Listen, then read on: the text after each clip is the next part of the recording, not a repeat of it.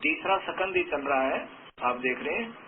और यहाँ देखिए, ये तो दूसरा विष्णु उनको दिखा।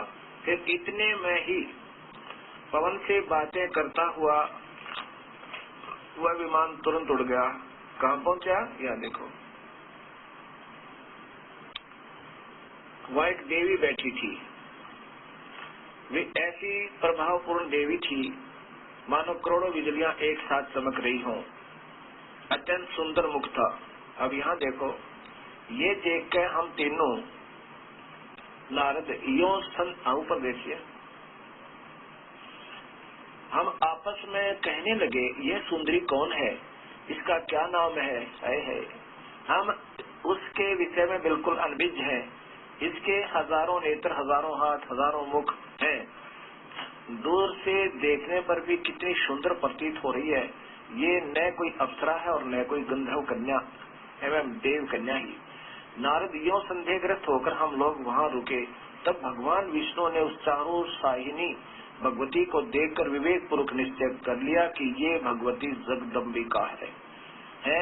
तब उन्होंने कहा कि हे भगवती, हम सभी की आदि कारण हैं। आप हमारी माँ हो। महाविद्या, महामाया इसके नाम है। ये पूर्ण प्रकृति है। अब देखो, ये देखो, ये शिवा कहलाती है। वहाँ शिवा शिवा लिख रखा था ना, ये शिवा कहलाती है। ये प्रकृति देवी, ये काल महास्वर्ग में रहता है। का महाब्रह्मा महाब्रह्म शिव रूप बनाकर इनको धोखा देख। यहाँ देखो नीचे, यहाँ पर अब उसको देख के ब्रह्मा जी, विष्णु जी कह रहे हैं कि ये संपूर्ण संसार की कारण है। ये वे ही दिवांगना है जिनके पर्यावरण में मुझे दर्शन हुए थे। जो पानी पानी था, जो छोटा सा था मैं, जब मैं बालक रूप में था, उसमें मैं बालक रूप में था। विष्णु का आप ही कह रहे हैं, मैं छोटा सा था। अब देखो, अब समझो भक्तात्माओं और साथ में ये संत जन भी, जो इन्हीं शास्त्रों को सत्य मानती हुई इनके विरुद्ध मार्गदर्शन कर रहे हैं, उन्होंने भी स्वयं विचार करना चाहिए और तुरंत छोड़ देना चाहिए इस काल की गलत साधना को और सत्य मार्ग स्वीकार करना चाहिए। हम सत्य मार्ग के लिए तो घूम रहे हैं, उसी के लिए तड़प रहे हैं। अभी तक नहीं प्राप्त हुआ था तो हमारे दुर्भाग्य था। अब कृपा हुई है प्रभु की तो हमने एक हो जाना चाहिए। और इस दास के ऊपर कृपा उस परमेश्वर की, इस दास को अपना दास ही समझकर आके और इस दास से वार्ता करो प्रेम पूर्वक। और आदेश उस प्रभु का इस दास को नाम देने का, और वही नाम जो वेदों में वर्णित है। गीता के 17वें अध्याय के 23वें श्लोक में ओम तत्सत। ओम तो ब्रह्म का जाप है, एक और तत् सांकेतिक मंत्र वो पूर्ण ब्रह्म पर ब्रह्म का, और सत मंत्र उस पूर्ण ब्रह्म का। इस तीनों ही मंत्र से जीव का यहाँ से छुटकारा होगा। ओम मंत्र तो अवश्य ही है, ये तो प्रारंभ है। तो ऐसे ही, और ब्रह्मा विष्णु महेश की पूजा तो बिल्कुल व्यर्थ है, लेकिन अनादरणीय नहीं है, क्योंकि ये भी अपने ही भाई बहन है, अपने ही आत्मा, अपने साथी वहाँ से सब हम आए हुए हैं। ये अच्छी आत्मा थी, शुभकर्मी प्राणी है, इनको काल ने अपने ही काम ले लिया। अब यहाँ देखो, अब आगे चलो। ये ब्रह्मा विष्णु महेश स्वयं स्वीकार करते हैं कि हम तो जन्म मरण के अंदर हैं, हमारा तो जन्म और मरण होता है। आप ही नित्य हो, हम नित्य नहीं है, हम अविनाशी नहीं है। जैसा कि सुधांशु जी ईश्वरलोकीय एक ब्रह्मांडीय विभागीय मंत्री यानी एक तमोगुण भगवान को, और मृत्युंजय यानी जिसने मृत्यु पर विजय पाली, अविनाशी और ना जाने सृष्टि रचनहार के उपमा दे रखी। एक प्रांत के, एक स्टेट के विभागीय मंत्री को, और कोई उसको बतावे ये मुख्यमंत्री है, ये प्रधानमंत्री है, ये राष्ट्रपति है, तो उस नादान को कुछ भी ज्ञान नहीं, फिर वो लाभ के दिवाएगा। अब सोचना पड़ेगा। अब यहाँ आप देखिएगा, अब क्या कह रहे हैं भगवान विष्णु। माँ के पास पहुंच गए, नमस्कार किया और फिर सब कुछ जान लिया। उसके नाखून में जब देखा तो बताया कि हे भवानी, मैं तुमसे क्या निवेदन करूं, ये देखो।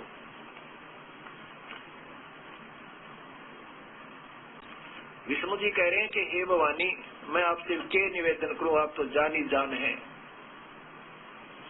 भवानी, जो उचित हो वही करो, तुम्हारी इच्छा के अनुकूल ही कार्य होना चाहिए। ब्रह्मा सृष्टि करते हैं, विष्णु पालन करते हैं और रुद्र संहार करते हैं, पर जब तुम्हारी इच्छा से हम में शक्ति उत्पन्न होती है तभी हम इस कार्य के संपादन के अधिकारी होते हैं। और इनको सर्वशक्तिमान न जाने के उपमा दे रखी। गिरिजा नंदिनी, तुम सबकी माता हो, जगत का पालन करना और उसे टिकाए रखना तुम्हारा स्वाभाविक कार्य है, क्योंकि ये तो सर्व तीन लोक की ईश्वरी है। अब यहाँ क्या बताते हैं, ये सारा संसार तुम्हीं से उदासित हो रहा है, उद्भासित हो रहा है। मैं, विष्णु जी करें, मैं ब्रह्मा और शंकर, वो त्रिलोकीय शंकर, हम सभी तुम्हारी कृपा से विद्यमान हैं। हमारा आविर्भाव और तिरोभाव हुआ करता है। हम तो जन्म मरण में है माता, हम अविनाशी नहीं है। और ये सुधांशु जी कहीं तो मृत्युंजय है, मृत्युंजय उत्तरेगी। बताओ, पीतल को कोई सोना बता रहा है, वो कितना पारखू होगा।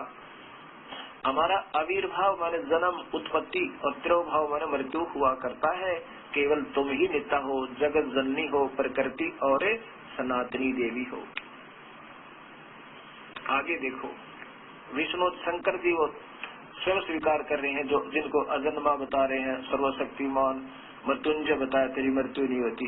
शंकर भगवान शंकर बोले, देवी, यदि महाभाग विष्णु तुम्ही से प्रकट हुए हैं तो उनके बाद उत्पन्न होने वाले ब्रह्मा भी तुम्हारे बालक हुए हैं। फिर मैं तमोगुणी लीला करने वाला शंकर भी तुम्हारी संतान हुआ, अर्थात मुझे भी उत्पन्न करने वाली तुम ही हो। बताओ, शंकर जी स्वयं स्वीकार कर रहे हैं कि तुम हमारी माँ है, हम तुमसे पैदा हुए।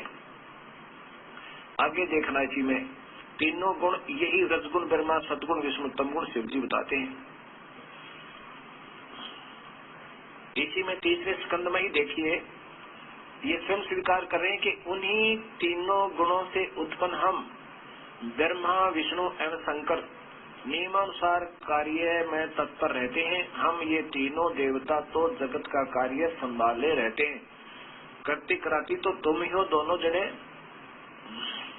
मैं ब्रह्मा और विष्णु विमान पर चढ़कर जा रहे थे, हमने रास्ते में बहुत कुछ दिखाई दिए।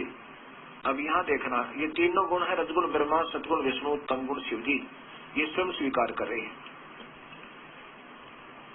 अब आपको देवी भागवत महापुराण संस्कृत से ही दिखाएंगे, क्योंकि ये बहुत ज्यादा अंधेरा है और 100 बार सुनोगे जब जाकर हृदय स्वीकार करेगा और ये गलत ज्ञान उतरेगा। देवी भागवतम भाषा सटीकम,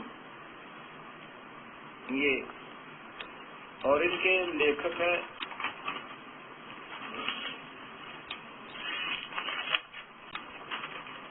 ये देखिए वेंकट, ये जय अथ देवी भागवतम भाषा सटीकम समाचम हेमराज श्री कृष्णदास प्रकाशन बम्बी, यहाँ से प्रकाशित है। और इसमें अब देखिएगा संस्कृत भी है साथ में, ये थोड़ा थोड़ा दिखाऊंगा और फिर अपना ना विश्वास हो तो खरीद कर देख सकते हैं, नहीं तो अविश्वास का समय भी नहीं है। यहाँ लिखते हैं कि विष्णु शिव ब्रह्मा दर्शन किए हैं। यहाँ देखो, हमने इस भवन में दूसरे विष्णु शिव ब्रह्मा के दर्शन किए हैं। फिर यहाँ देखो, हे माता, तुम सदैव पुत्र के समान हम पर कृपा करती हो, अब देखो फिर नीचे आओ, यहाँ पर है मैं हे मात ब्रह्मा मैं शिव, ब्रह्मा मैं विष्णु और शिव, यह तुम्हारी प्रभाव से जन्मवान है। हम तो जन्मवान है, हमारा तो जन्म होता है और मरते हैं, नित्य नहीं है, हम अविनाशी नहीं है। फिर इंद्रादि दूसरे देवता नित्य किस प्रकार हो सकते हैं? अब नीचे देखो, इनकी संस्कार देखो। ब्रह्मा अहम ईश्वर महेश्वर, मैं ब्रह्मा और ये महेश्वर महादेव किलते प्रभावते सर्वे वयम जनी, हम तो आपसे ही जन्म लेते हैं, युता आपसे ही जन्म लेते हैं, न यदा हम नित्य नहीं है, तू ही सदा है। अच्छा फिर आगे देखो, जो मैं ये बताना चाह रहा था आपको, ये संस्कृत है, ये संस्कृत देखिए आपने। अब फिर देखिए इसी में तीसरा सकंद चल रहा है, हे माता, अच्छा सब लोगों के सृजन करने की इच्छा करने वाले हरि यानी विष्णु ब्रह्मा और शिव, यह सब तुम्हारे चरणाविंद की भक्ति और प्रीति का प्राप्त होकर, प्रीति को प्राप्त होकर कर सकते हैं। यानी हम तो आप ही की कृपा से कुछ कर सकते हैं। हे माता, अब शिव जी कह रहे हैं, वो शंकर भगवान जिसको सुधांशु जी महाराज कह रहे थे ना, ये तो मृत्युंजय है, क्या कह रहे हैं कि हम सतोगुण, हे मात यदि हमारे ऊपर सदा आप दया युक्त हो, हे माता यदि आप दयालु हो तो हमको तमोगुण में, मैं तमोगुण क्यों बना दिया? हम तो तमोगुण में किस प्रकार प्रदान किया? ब्रह्मा रजोगुण और हरि सतोगुण सतगुण। क्या कह रही है? फिर देख लो कि शिव जी कह रहे हैं, हे माता यदि हमारे ऊपर आप सदा दया युक्त हो तो मुझे इसे जुल्म में क्यों लगा दुनिया न मारूं? बेचारों किसी का मां मरे, किसी का बेटा, और ये रो रो कर टक्कर मारे। मैं तमोगुण में किस प्रकार प्रदान किया, और ब्रह्मा रजोगुण हरि सतगुण। अब इन बेचारों को भी धोखे में रखा जा रहा है। अब ये संस्कृत भी देखें, यदि दया धर्मना न सदा अंबिके कथम अहम विहिता, मुझे किस प्रकार निहित कर दिया, क्या मैं तमोगुण है? मैं तो तमोगुण कमल से उत्पन्न होने वाले ब्रह्मा को रजोगुण संभव है, वो गुण संभव आगे आओगे। फिर ये आपके गीता का जब सोल्यूशन होगा, टीका होगा, जब देखना है रजोगुण संभव है, रजोगुण से उत्पन्न, रजोगुण ये ब्रह्मा है, सुविहित है, और किम सतोगुण हरि, और सतगुण हरि विष्णु के ऊपर बना दिया। माँ देखो ये बेचारे आप ही रो रहे हैं। अब देखिएगा भगत समाज आपके सामने ये सब सत्य आ रहा है, और ये पहले से विद्यमान था, ये किसी संत का मैं दोष नहीं मानता,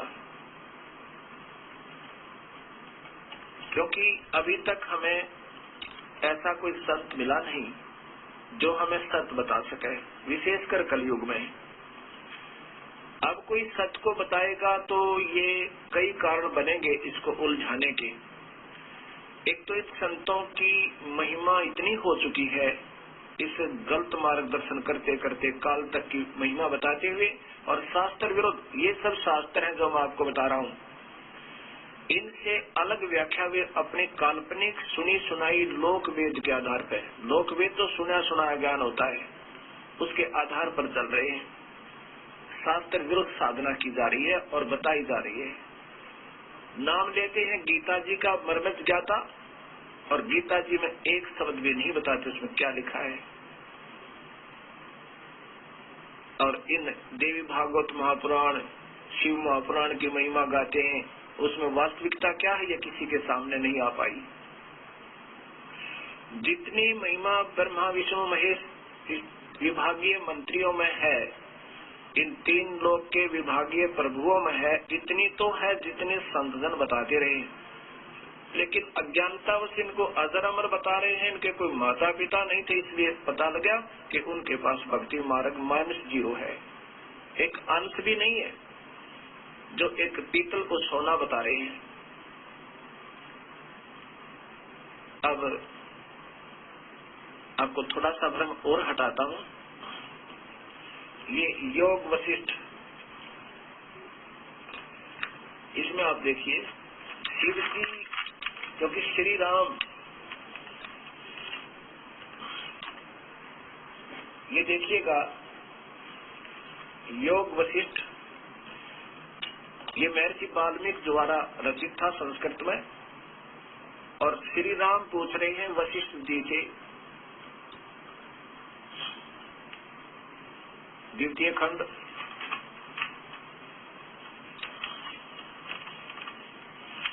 महर्षि श्री परमात्माए नमः, महर्षि वाल्मीकि जी कृतिक संपूर्ण योग विशिष्ट महारामायण भाषा सचित्र द्वितीय खंड और पूर्वार्ध उत्तरार्ध। इसके संपादक हैं अनेक धार्मिक ग्रंथों के रचयिता श्री गिरधर जी। काशी पुस्तकालय इंडस्ट्रियल एरिया मथुरा से प्रकाशित है। योग वशिष्ठ से पूर्व एक बार फिर, क्योंकि भक्तजनों को भूल पड़ गई होगी ना, पीछे मैंने प्रारंभ में दिखाया था इस महात्मा जी का ये वेद सरिता, और वेद का अंश भी नहीं इसमें। परम पूज्य सुधांशु जी महाराज,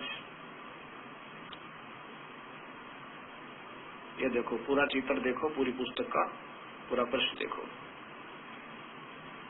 अब इसके अंदर महाराज क्या कह रहे हैं कि 183 पृष्ठ है ये इनका। सुधांशु जी कह रहे हैं कि शिव ही मृत्युंजय है। वो कौन सा शिव? वो शिव त्रिलोकी है, जो स्वयं कहते हैं हम तो नाशवान है। ये शिव जी। इसके बारे में क्या बता रहे हैं? भगवान शंकर मंगल दाता, कल्याण स्पर्द, सौभाग्य को देने वाले आशुतोष शीघ्र ही प्रसन्न हो जाएं। भगवान शंकर ने अपने माथे पर चंद्र को धारण किए हुए किया है, प्रतीक है शीतलता का। भगवान शंकर ने गले में सर्प को डाला है, सर्पों की माला डाली है, अर्थात ये वही भगवान है, 3 लोक के विभागीय मंत्री। और ये क्या कहते हैं कि जिन्होंने अमृत पिया था सबके देव, वो सबके देव कहलाए, लेकिन भगवान शंकर ने विष पिया था, वह देव नहीं महादेव कहलाए। ये अटकलबाजी इनकी एक लतीफेदार बातें बना के, क्यों पढ़े लिखे अच्छे हैं और बोलने की शैली ठीक है, ऐसे लोगों को एक्टरों हीरो की तरह अपने पीछे लगा रहे हैं। ज्ञान ABC भी नहीं भक्ति का। श्री राम को वशिष्ठ जी कह रहे हैं कि मैंने जो भगवान शिव से, त्रिलोकीय शिव से जो पूछा था भक्ति मार्ग उस परमात्मा का, वो मैं तुझे बता रहा हूँ। और इसमें जब मैंने भगवान शिव से पूछा तो उन्होंने क्या बताया था, यही योग विशिष्ट।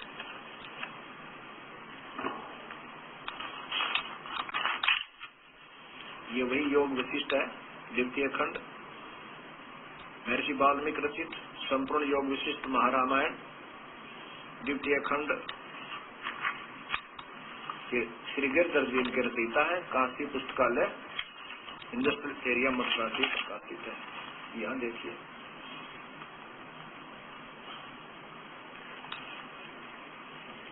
परम शिव परमात्मा ने अनंत शक्तियां, और परमात्मा है जो सदा शिव। श्री महादेव ने कहा मेरे से, उस समस्त जगत सता स्वरूप मणि को पिटारी परम चेतन सर्वेश्वर परमात्मा में उनकी शक्तियां प्रत्यक्ष आविर्भूत होती है, रहती है। अब यहाँ देखो, वशिष्ठ ने पूछा, जगत के स्वामिन, इन सदा शिव की कौन सी शक्तियां हैं, वे किस तरह रहती हैं? महादेव जी बता रहे हैं।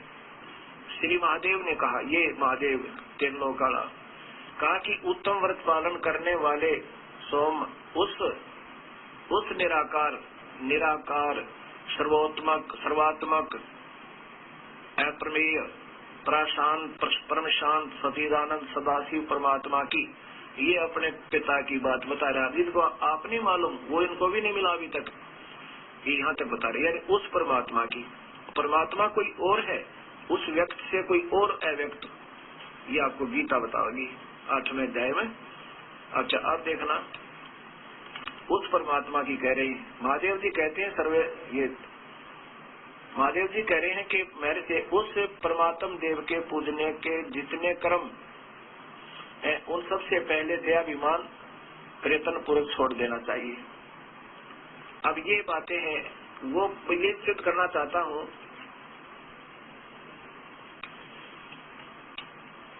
कि वो परमात्मा कौन है। अब फिर वो सृष्टि रचना कबीर साहब के द्वारा बताई, फिर आपको बतानी पड़ेगी एक बार फिर बताता हूँ, पूरी नहीं, जहाँ से छोड़ी थी। ये काल, ये सदाशिव कहलाता है। यही कैसे निराकार हुआ कि आज के बाद मैं किसी को दर्शन नहीं दूंगा व्यक्त रूप में, यानी सामने नहीं प्रकट होऊंगा, पर है वो आकार में। जब ये तीनों पुत्र हो गए, ब्रह्मा विष्णु महेश, उस ब्रह्मलोक में, ब्रह्मलोक एक स्थान है जिसमें एक ब्रह्मा का अलग से लोक, एक विष्णु का अलग, ये महाब्रह्मा महाविष्णु महाशिव लोक अलग से बनाकर, जैसे रजोगुण प्रभावित क्षेत्र को ब्रह्मा, वहाँ महाब्रह्मा और महापार्वती सावित्री रूप में, अर्थात इस प्रकृति को अपनी पत्नी के रूप में रखकर ये काल रहता है, जो मैंने बार बार बताया आपको। ऐसे उसी ब्रह्मलोक में एक विष्णु सतोगुण प्रभावित एक क्षेत्र बना रखा है। उसमें अपनी पत्नी प्रकृति देवी को, अर्थात इस शेरा वाली अस्तंगी को साथ लेकर के वहाँ जो पुत्र की उत्पत्ति होती है उस सतोगुण प्रभावित क्षेत्र में, उसका नाम विष्णु रखता है। और जो रजोगुण प्रभावित क्षेत्र में जो पुत्र उत्पन्न होता है इन दोनों से, उसका नाम ब्रह्मा रख देता है। फिर ऐसे ही कैलाश पर्वत बना रखा है वहाँ पे ब्रह्मलोक में, और वहाँ जो प्रकृति देवी को साथ रखा है उसी को सदाशिव महाशिव ऐसे बोलते हैं। ये काल ही अपने अन्य रूप में महाशिव के रूप में और महापार्वती के रूप में इस प्रकृति को, यानी अष्टंगी को साथ लेकर अध्या माया को, वहाँ जो पुत्र उत्पन्न होता है उसका नाम शिव रखते। जब ये दोनों तीनों जब थोड़े थोड़े सियाने होते हैं, बालकपन से आगे चलते हैं, उसमें इनको बेहोश करवा देते हैं। तो तब ये काल, ये ब्रह्म अपनी पत्नी प्रकृति देवी से, अर्थात इस अष्टंगी से कहा कि जब ये बच्चे थोड़े थोड़े सियाने हों इनको बेहोश कर देना, और फिर इनको जब ये जवान हो जाए फिर इनको होश में ले आना। इन तीनों को कार्य देना, ब्रह्मा सब जीवों की उत्पत्ति करवावे रजोगुण प्रभावित करके, और विष्णु इनको मोह ममता एक दूसरे में बनाए रखे, सतिथि बनावे, और शिव संहार करे। रजोगुण को ये ड्यूटी देना और जीवों की उत्पत्ति का, और सतिथि का सतोगुण को, और संहार का तमोगुण को। और यही तीनों पुत्र जब सियाने हो जाए, इनको ब्रह्मा को कमल के फूल पर मैं सबसे सतिथि तैयार कर दूंगा, काल कहने लगा। और विष्णु को शेष सैया पे, रुद्र को कैलाश पर्वत के कोने पे, इनको होश में लाकर इकट्ठे कर देना, और फिर इनके विभाग बांट देना। फिर कहा कि आज के बाद मैं किसी को दर्शन नहीं दूंगा। ये प्रथम सृष्टि का जिक्र है। आज के बाद मैं कभी दर्शन नहीं दूंगा, और अव्यक्त मुझे निराकार मान्या करेंगे, लेकिन मैं आकार में अपने लोक में रहा करूंगा। और कभी कभी चतुर्भुज रूप में इस ब्रह्मलोक में भी रहा करूंगा। मेरे उस वास्तविक रूप परम रूप का कोई भी दर्शन नहीं कर सकता, ना वेदों में वर्णित विधि से, न ही किसी तप से, न यज्ञ से, न हवन से मेरी प्राप्ति कोई नहीं कर सकता। मैं कभी किसी के सामने व्यक्तिगत रूप से नहीं आऊंगा, लेकिन कार्य मैं सारे करवाऊंगा। मेरे हाथ में सबका रिमोट होगा और मैं इन सब से अपना सब कार्य करवाता रहूंगा। तब प्रकृति देवी ने, शेरावाड़ी ने कहा था आद्या माया ने कि निरंजन, मैं अकेली औरत कैसे इस 20 ब्रह्मांड को चलाऊंगी तेरे को। तब इस काल ने कहा था तू चिंता ना करे, ये सब कार्य मैं करता रहूंगा, पर मैं सामने नहीं आऊं किसी के अंदर प्रवेश करके, किसी को गुप्त प्रेरणा देकर, कभी आकाशवाणी करके। मैं कभी किसी के सामने व्यक्तिगत रूप से नहीं आऊंगा, लेकिन कार्य मैं सारे करवाऊंगा। मेरे हाथ में सबका रिमोट होगा और मैं इन सब से अपना सब कार्य करवाता रहूंगा। तब प्रकृति देवी ने, शेरावाड़ी ने कहा था आद्या माया ने कि निरंजन, मैं अकेली औरत कैसे इस 20 ब्रह्मांड को चलाऊंगी तेरे को। तब इस काल ने कहा था तू चिंता ना करे, ये सब कार्य मैं करता रहूंगा, पर मैं सामने नहीं आऊं किसी के अंदर प्रवेश करके, किसी को गुप्त प्रेरणा देकर, कभी आकाशवाणी करके। मैं तेरा सहयोग देता रहूंगा।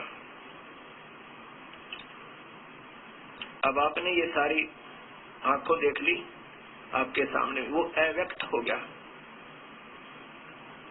फिर कहा कि जब ये सियाने हो जाए इनको होश में लाना, फिर इनके ब्याह कर देना।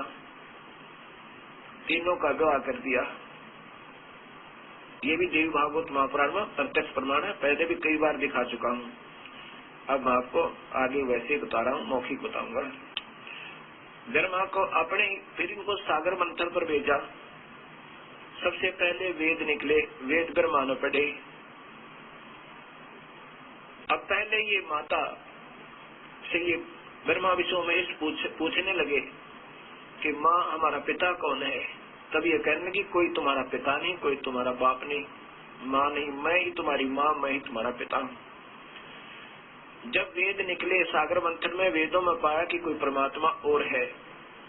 वेदों में पूर्ण परमात्मा की पूर्ण महिमा है और जाप केवल ब्रह्म का दिया हुआ ओम नाम।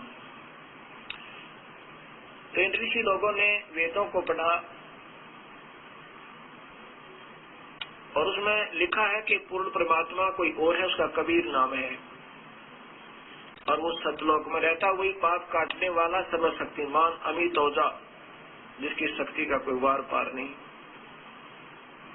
उसकी पूजा करने से ये जीव जन्म मरण रहित हो जाता है। वो सतलोक में रहता है, वो आकार में है, मनुष्य जैसा है। साथ में ब्रह्म और परब्रह्म का भी वर्णन है, जैसे गीता जी में है 3 भगवान है, क्षर पुरुष, अक्षर पुरुष और नि अक्षर पुरुष। परम अक्षर पुरुष अर्थात पूर्ण ब्रह्म कबीर परमात्मा। ऐसे ही लेकिन जाप जो है ओम नाम का वेदों में भी गीता में, इसलिए महापुरुषों ने पूर्ण परमात्मा तो वेदों में पढ़ा कोई और है और जाप बताते हैं ओम नाम तक का ही। इसलिए ये सारी अधूरी साधना ये काल करवा रहा है। 2 मंत्र गुप्त है, वो काल नहीं दे सकता, इसको अधिकार नहीं, ना ये बता सकता, ना ही इसको ज्ञान है। और जानबूझकर भी ऐसी गुस्ताखी करता रहता है कि कहीं यहाँ से निकल ना जाए। इसलिए जैसे शिव जी भी बता रहे हैं वशिष्ठ जी को कि उस परमात्मा की, सदाशिव की, वो यानी वो सदाशिव निराकार। अब वेदों के अनुसार जो इन्होंने पढ़ा देखा, ब्रह्मा जी से सुना, तो ये बता रहे परमात्मा तो कोई और है, लेकिन ये स्वयं समाधि लाला के थक गए। ये निराकार भी, ये काल भी, इनके पिताजी के भी दर्शन इनको नहीं हुए। ये इतना धोखेबाज काल है, अपने पुत्रों को भी गुमराह रखता है। तो इन संत नादान विचारों का, अनजानों का मैं के दोष मानूं, क्योंकि मैं भी दास इसी तरह भरम भटक रहा था। ना जाने कैसे रजा करी मेरे गुरुदेव भगवान ने, कैसी कृपा करी उस कबीर परमेश्वर ने इस घोर कलयुग में। हो सकता है ये भगवान आत्मा इस ज्ञान को फिर पुनर्विचार करके अपना कल्याण करवा ले, क्योंकि हमारा उद्देश्य केवल कल्याण करवाना है। हमने यहाँ पर बड़ा छोटा नहीं बनना, या कोई बड़ा नहीं कोई छोटा नहीं, वही बड़ा है जो सतमार्ग पकड़ के यहाँ से पीछा छुटवा गया तो बड़ा है, नहीं तो आज से कितना महिमावान है। और गलत भक्ति कर रहा है और करा रहा है तो दोषी होगा और घोर नरक में पड़ेगा। शास्त्र विरुद्ध साधना ये महापाप का कारण, करना और करवाना, ये गीता प्रमाण देगी। उसके बाद ब्रह्मा ने जब वेद पढ़े तो पाया कि परमात्मा कोई और है। माँ से पूछा कि माँ आप तो कहा करती कि परमात्मा कोई नहीं, इसमें लिखा कि प्रभु कोई और है जो सारी सृष्टि का रचनहार है और उसको ध्यान से ढूंढा जा सकता। जैसे शिव जी बता रहे थे वशिष्ठ मुनि को कि उसका मुख्य ध्यान ही है। इन्होंने बस मेडिटेशन तक पढ़ा है, लेकिन ध्यान तो एक यज्ञ है और यज्ञ से प्रभु प्राप्ति नहीं हो सकती। ओम नाम के जाप से प्रभु प्राप्ति नहीं हो सकती। ये तो कमाई करके इससे यहाँ ऐश्वर्य के साधना इसके बदले मिल सकते हैं, स्वर्ग महास्वर्ग और यहाँ के इंद्र बन जाना, राजा बन जाना, ब्रह्मा विष्णु महेश बन जाना, इनसे केवल ये ही मिलेगा, प्रभु प्राप्ति बिल्कुल नहीं। 11वें अध्याय का 47, 48 और 53 श्लोक आपके सामने स्पष्ट करेगा।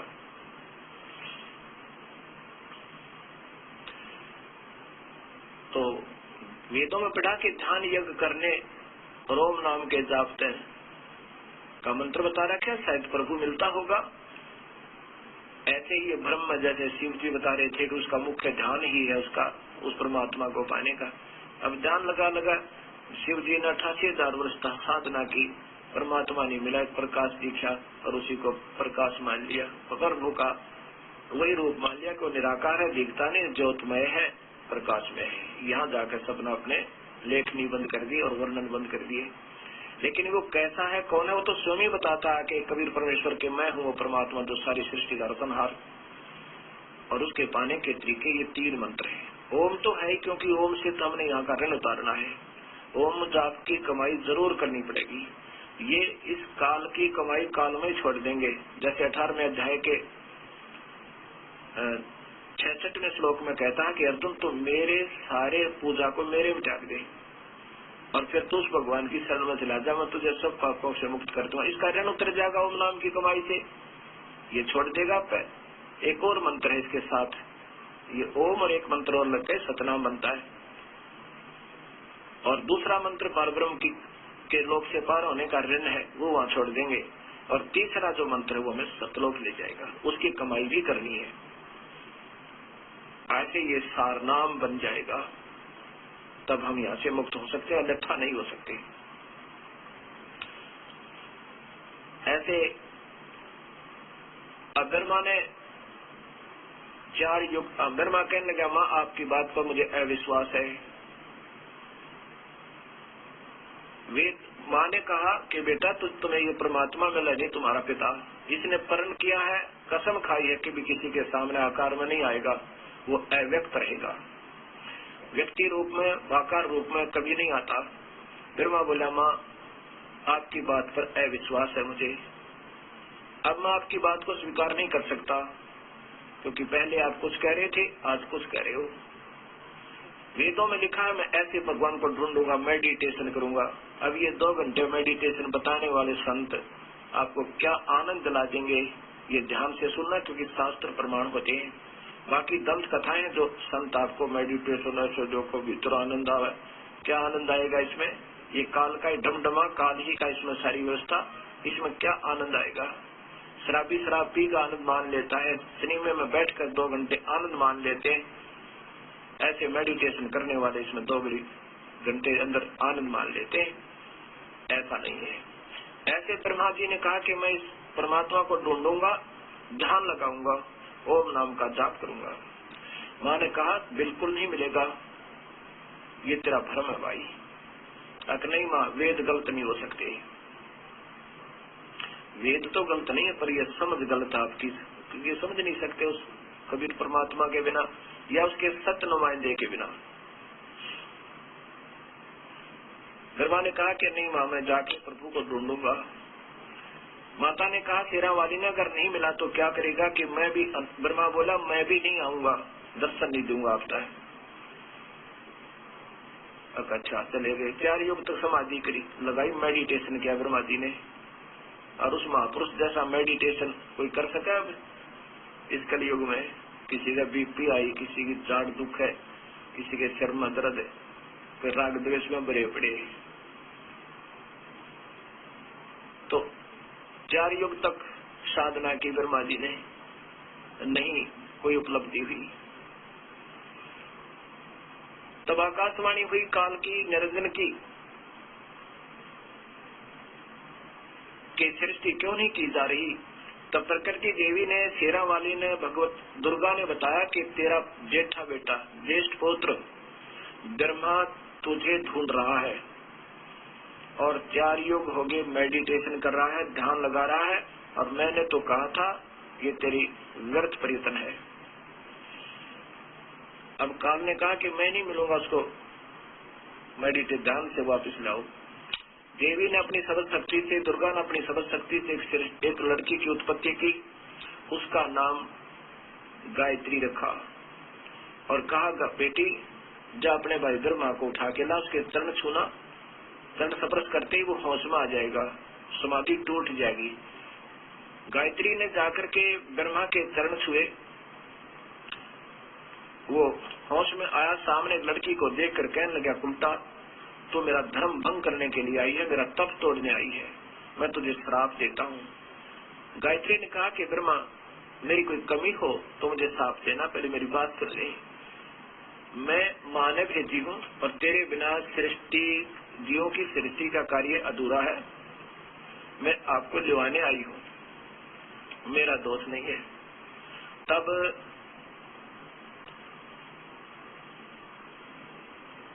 ब्रह्मा बोला कि गायत्री मत चल तो पढ़ो, पर माँ के सामने मुझे शर्म लगे। मैं कह कर रहा था कि अगर पिता के दर्शन नहीं हुए तो मैं माँ आपको सूरत नहीं दिखाऊंगा, अब कैसे चलो, दर्शन हो नहीं रहे, 4 युग हो गए। कबीर साहब कहते हैं तीनों देवा उसको जावे, निरंजन का वो पार नहीं पावे। ब्रह्मा विष्णु महेश भी अपने पिता को ढूंढ रहे हैं, इनको भी ये दर्शन नहीं देता, इतना कपटी है, कबीर साहब बता रहे हैं। तो ब्रह्मा ने कहा कि यदि तू मेरी झूठी गवाही दे दे माँ के सामने तो मैं चल पड़ू। तो गायत्री ने एक शर्त रखी जो यहाँ बताने योग्य नहीं है, ये आप पढ़ सकते हो। ब्रह्मा ने स्वीकार की। फिर गायत्री ने कहा कि एक और प्यार करते हैं अपना गवाह। गायत्री ने अपनी सब शक्ति से एक लड़की और प्यार की, उसका नाम पोवती रखा। उसने कहा कि पोवती तू ब्रह्मा की झूठी गवाही दे दे कि ब्रह्मा ने पिता के दर्शन अपने सामने किए। पोवती ने कहा कि मैं क्यों झूठी गवाही दूं। उसने भी एक शर्त रखी, वो भी यहाँ बताने योग्य नहीं, समाज भद्र समाज के सामने।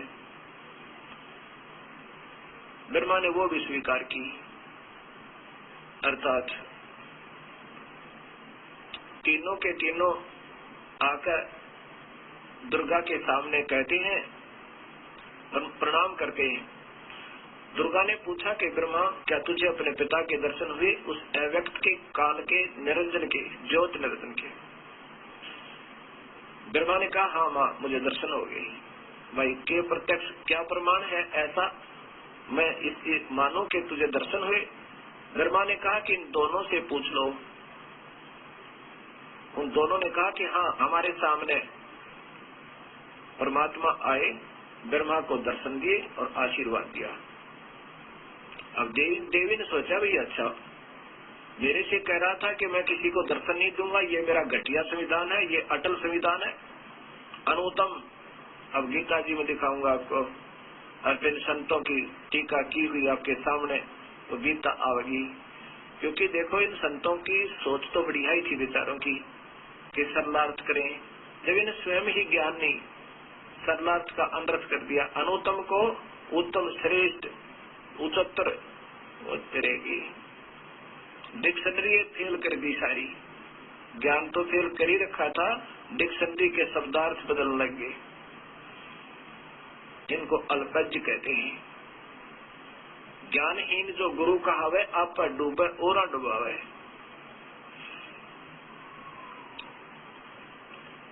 तब वो अक्षुब्ध होकर, नाराज होकर प्रकृति अर्थात दुर्गा एकांत स्थान में बैठी और कहने लगी निरंजन तू तो बहुत झूठा, मेरे से कह रहा था कि मैंने तो किसी को दर्शन देने नहीं, ये मेरा घटिया अनुतम अगम अनुतम अटल अनुतम घटिया संविधान है कि मैं कभी किसी के सामने व्यक्त रूप में नहीं आता।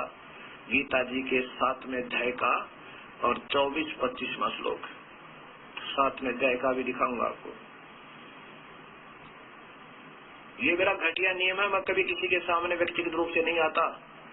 ये तीनों वो बोली तो ऊपर तो कहने लगी कि संभाल अपने डमडमे ने, तो झूठा है।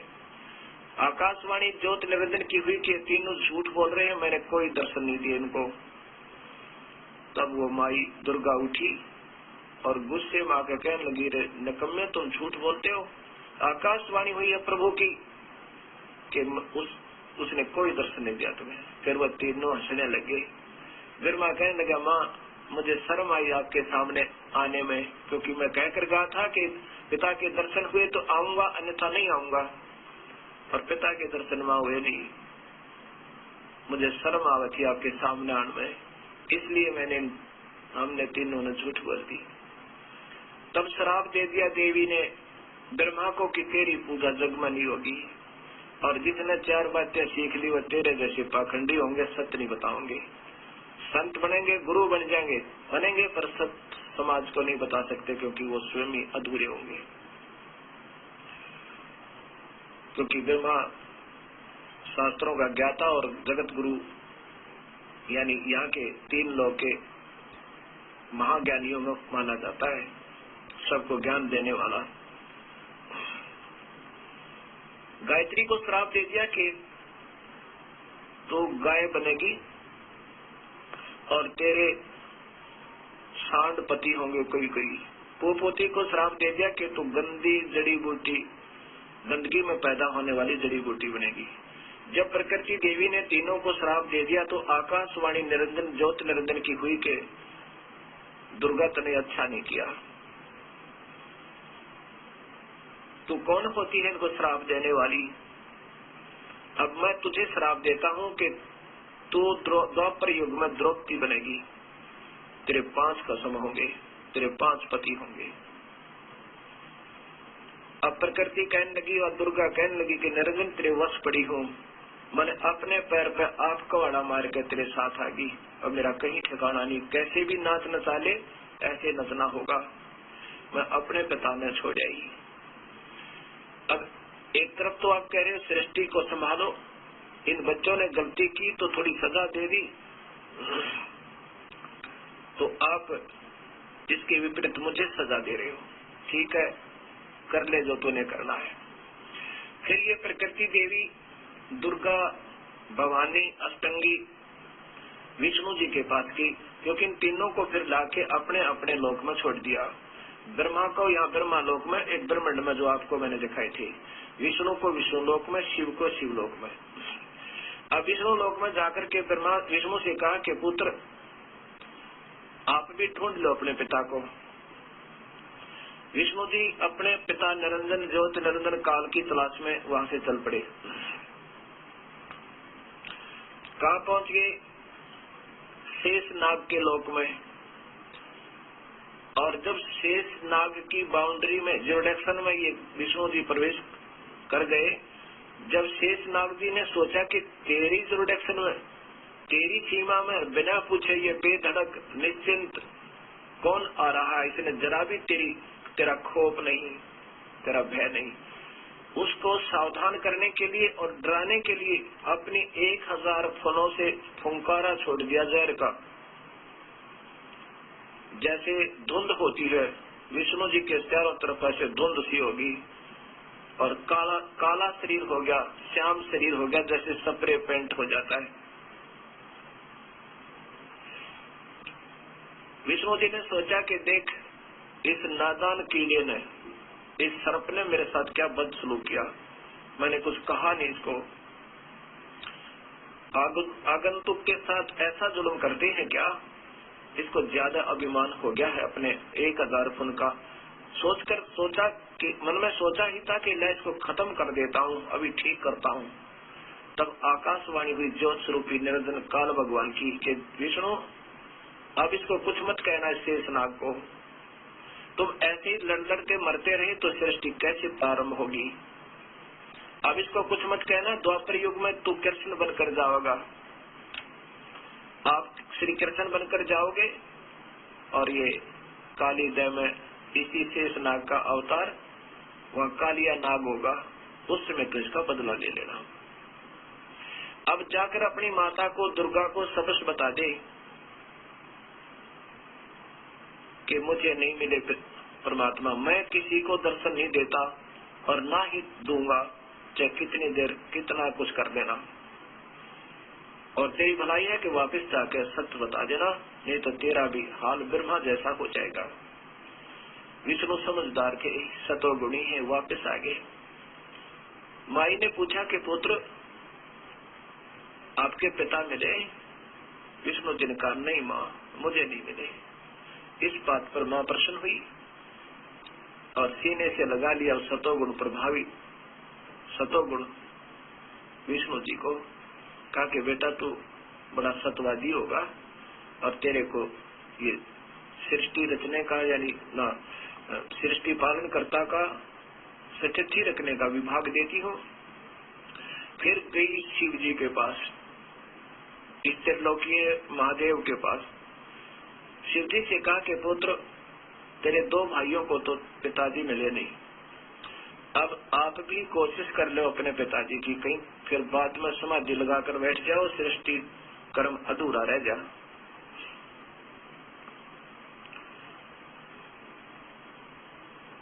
शिव जी ने समझदार निकले। शिव जी कहने लगे माँ, जब मेरे दो भाइयों को पिता के दर्शन नहीं हुए तो मैं कौन से खेत की मूली, मैं तो कोशिश ही नहीं करता, पर माता एक कृपा कर दो मेरे पे। विष्णु शिव जी बोले एक रजा कर दो माँ। माता ने कहा बोल पुत्र, क्या क्या चाहता है? कि मुझे वर दे दो, मैं कभी नहीं मरूं, मैं अमर हो जाऊं, मैं मृत्युंजय हो जाऊं। माता ने कहा पुत्र ये नहीं हो सकता, जो पैदा हो गया वो मरेगा और मर गया उसका जन्म जरूर होगा भाई, ये इस काल 21 ब्रह्मांड का नियम है, ये अटल नियम है, ये हार्ड एंड फास्ट रूल है।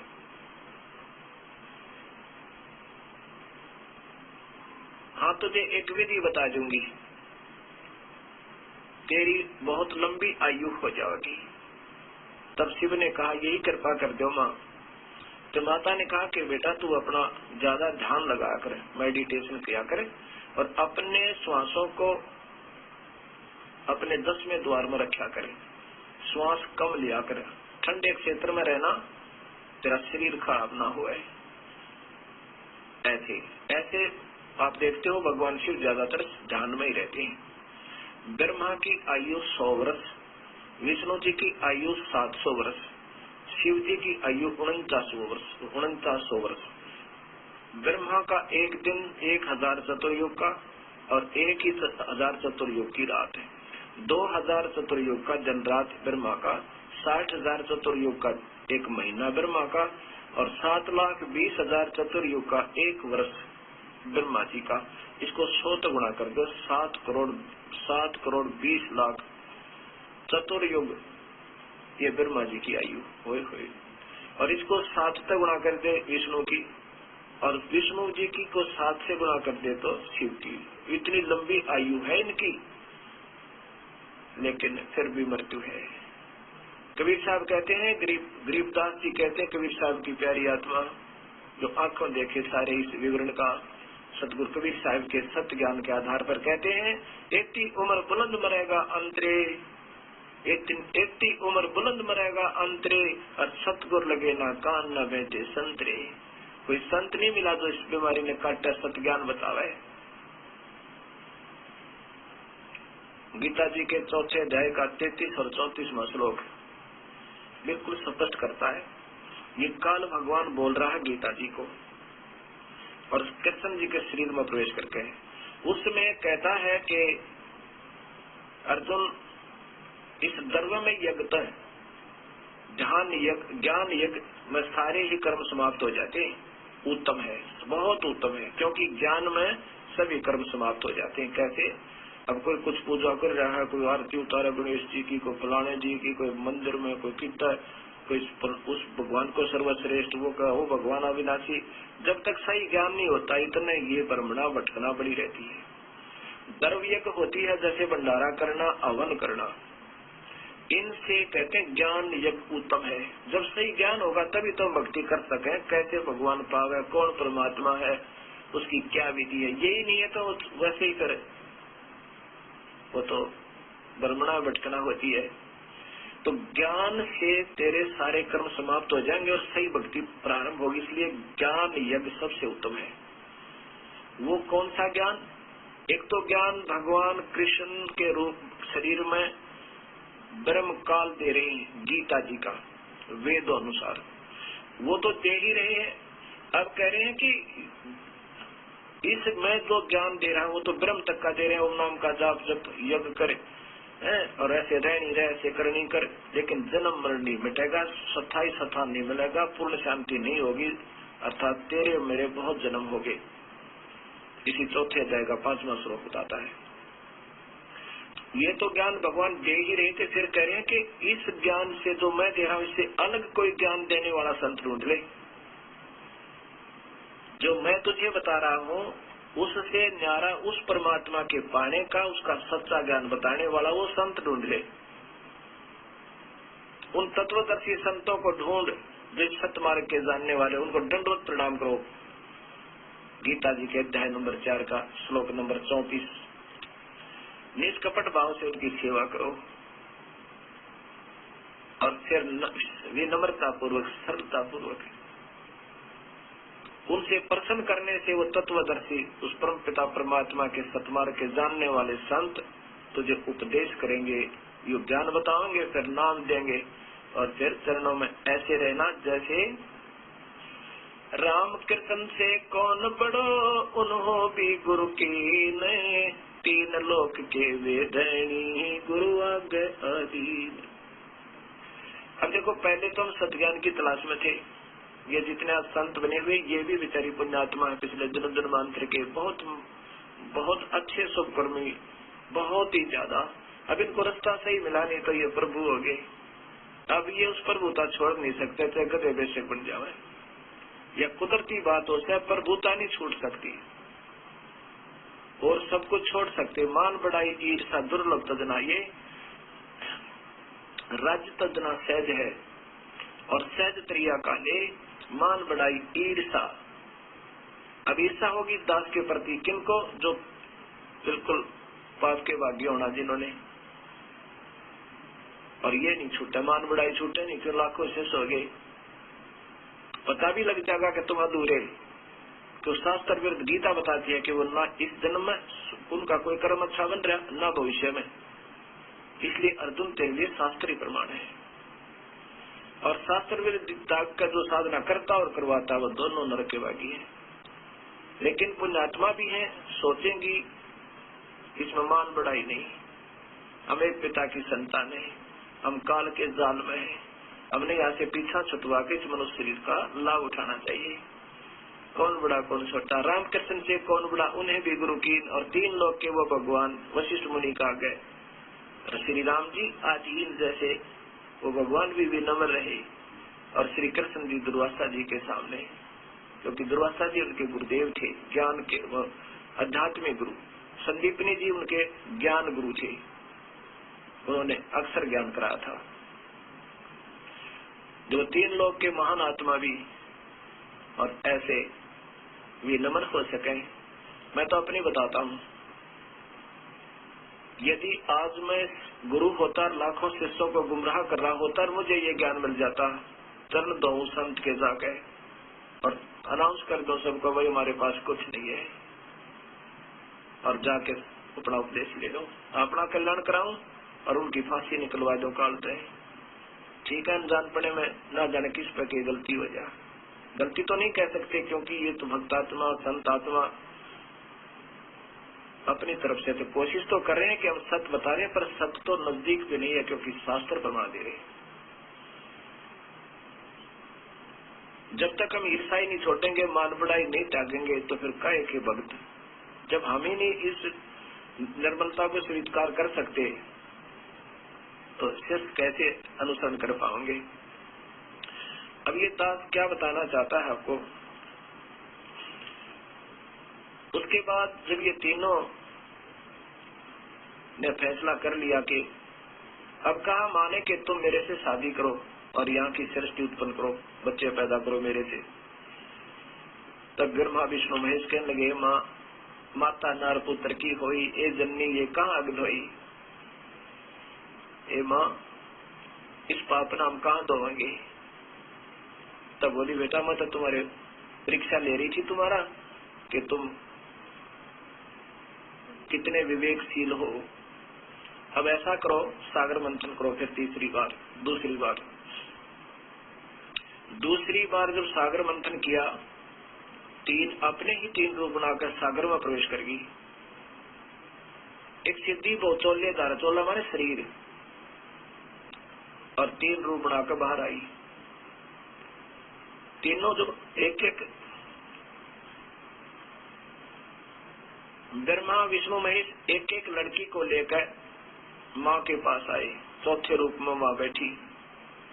यही तो जाल है, यही तो खेल है इस काल का। माता ने पूछा कि भाई पहले कौन सी निकली थी। ये निकली थी, इसका नाम सावित्री रखा, फिर माता शादी कर दी। दूसरी का नाम लक्ष्मी रखा, वह विष्णु से ब्याह दी। और तीसरी का उमा रखा, वो स्त्रीलोकीय शंकर से शादी कर दी। अब देखिए वे देवी भागवत महापुराण गीता प्रेस गोरखपुर से प्रकाशित कि इसके अंदर इन तीनों का विवाह ब्रह्मा विष्णु महेश की शादी माता कर रही है। ये वही है, गीता प्रेस गोरखपुर से प्रकाशित है। और श्री हनुमान जी, इसके श्री हनुमान प्रसाद पोदार चिमन लाल गोस्वामी ये इनके संपादक है। और यही इसमें देखिए वही तीसरा स्कंद ही चल रहा है। आगे यहाँ देखो,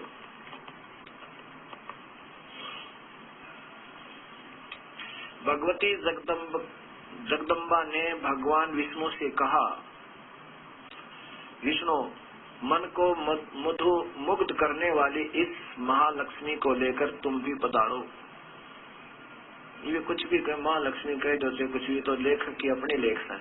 लक्ष्मी को लेकर तुम पहुंचो, ये सदा तुम्हारे वक्षस्थल में विराजमान रहेगी, तेरी छाती पर रहेगी। अब यहाँ देखो